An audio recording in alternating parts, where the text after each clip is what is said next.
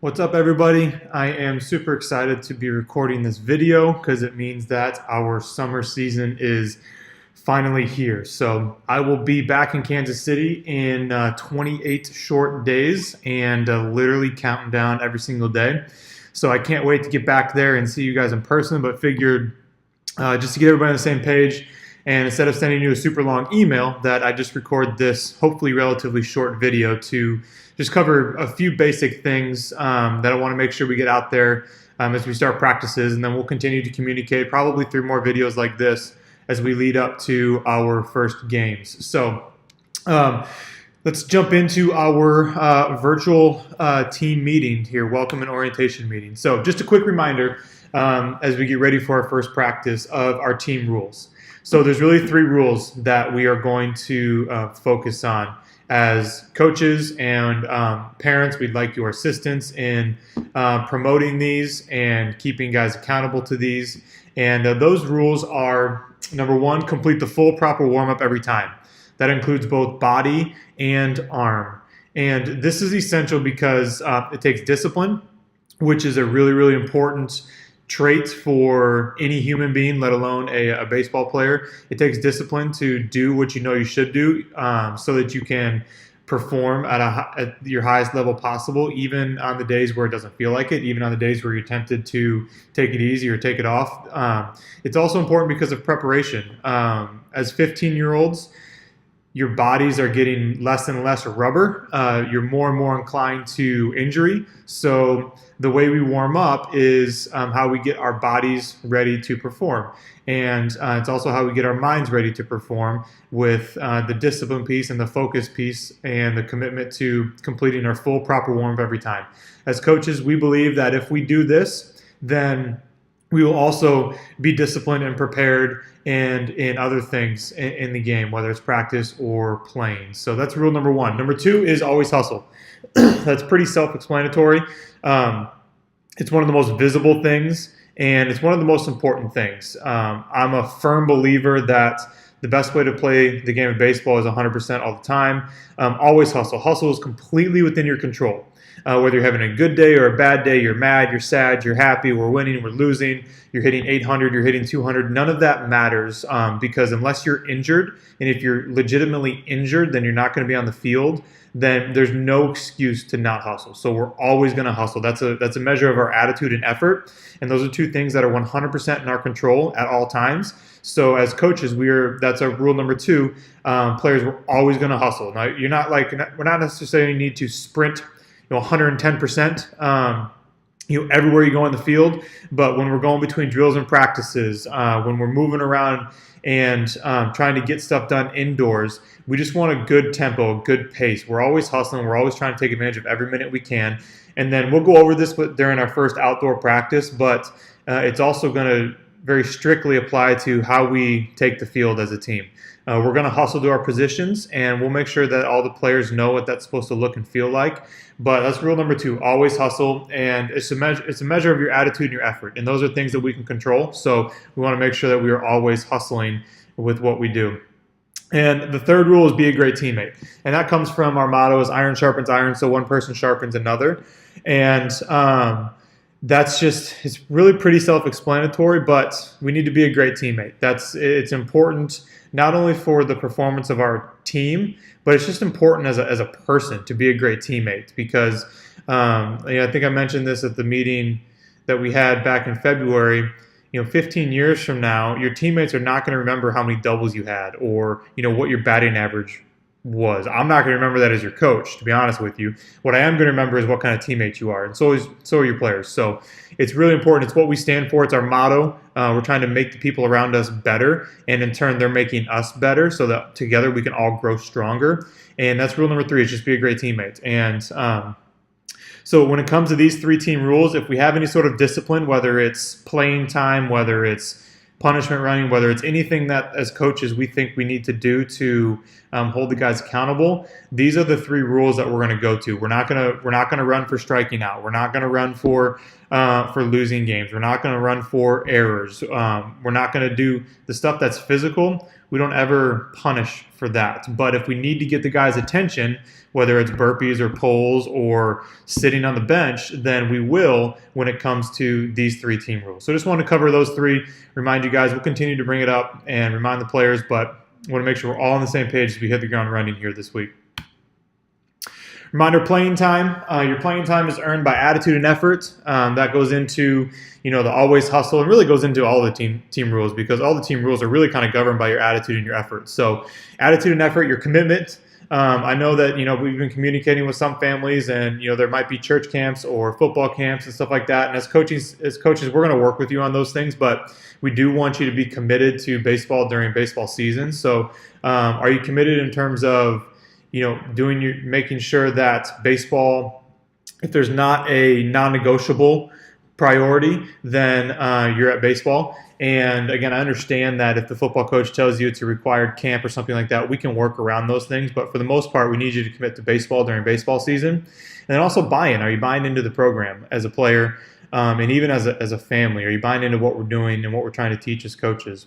And then lastly is performance. So, we have a small enough roster where we'll be able to bat the roster a lot, and that's not going to, limit our ability to win games because we have good players on our team.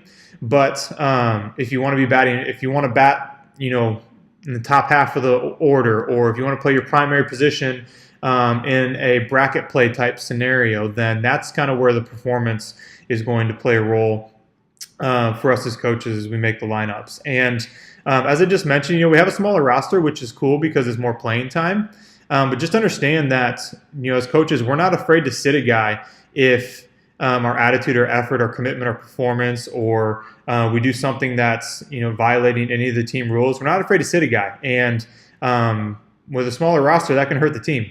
So that's the last thing we want to do, but just understand that as a coaching staff, our priority is on who we are becoming and how we are playing above all else, because if we focus on those things, and I think the performance and the wins and the individual development are going to follow suit.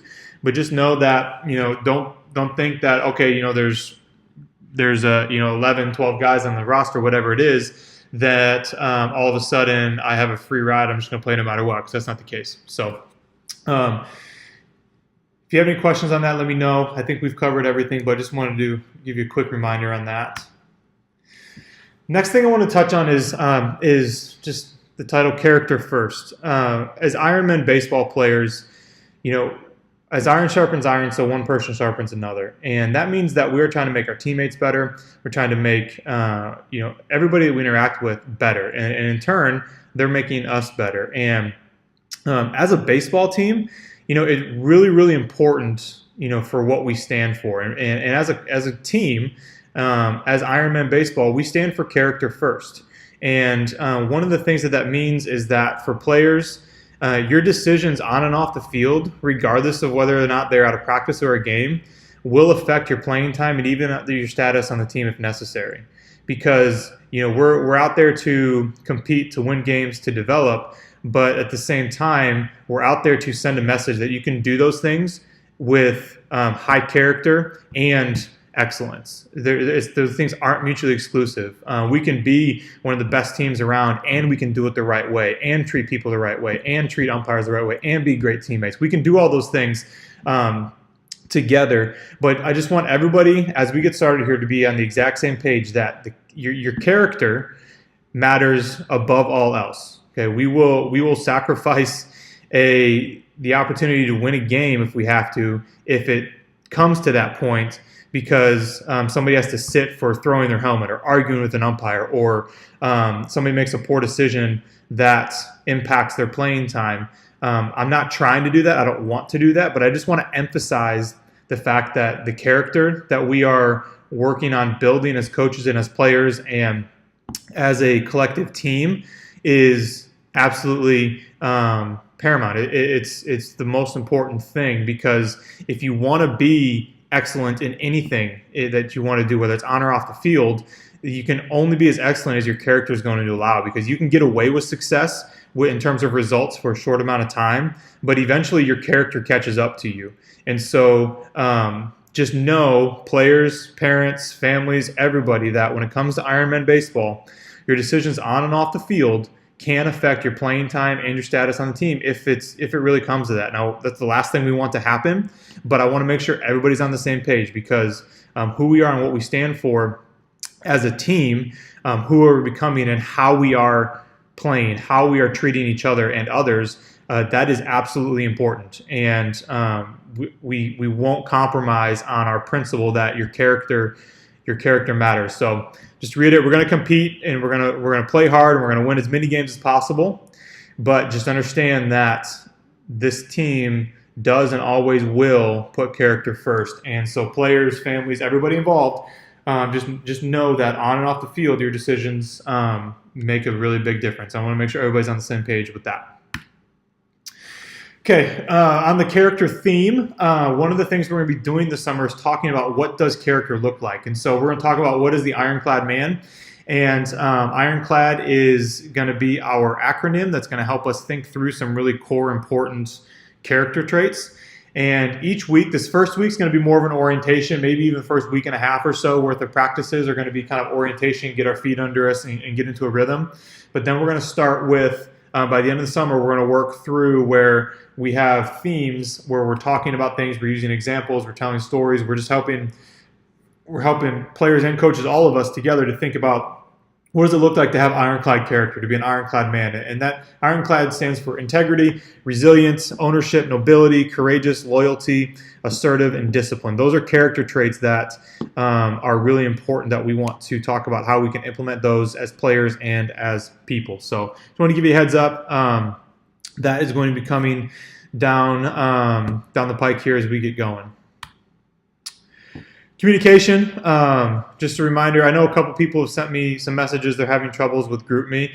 So GroupMe is, if you can get the app, that's preferable. If you don't have the app, you can still receive text messages.